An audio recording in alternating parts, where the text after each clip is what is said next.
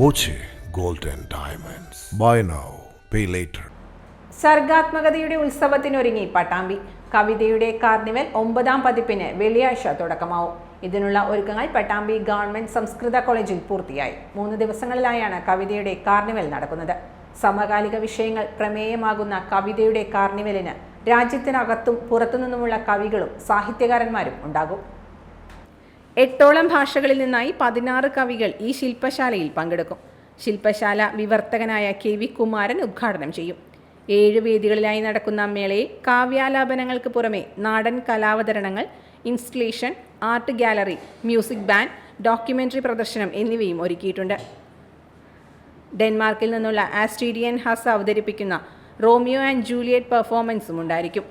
Pattambi college theatre ക്ലബിൻ്റെ നേതൃത്വത്തിൽ ഒരുങ്ങുന്ന നാടകം ജീവിതപ്പാഠം അരങ്ങിലെത്തും. സംവാദങ്ങൾ, അനുസ്മരണങ്ങൾ, പുരസ്കാര സമർപ്പണം, പുസ്തക പ്രകാശനങ്ങൾ, കലാപ്രദർശനങ്ങൾ, ചിത്രപ്രദർശനങ്ങൾ എന്നിങ്ങനെ ഒട്ടേറെ പരിപാടികളാണ് കവിതയുടെ കാർണിവലിൽ ഉൾക്കൊള്ളിച്ചിരിക്കുന്നത്.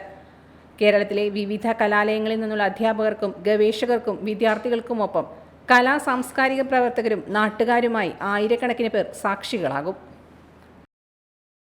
Time kids preschool, Mannanur road, Vaniyamkulam. Dot view news. കാഴ്ചകളാണ് ലോകം, കണ്ടു തുടങ്ങുക.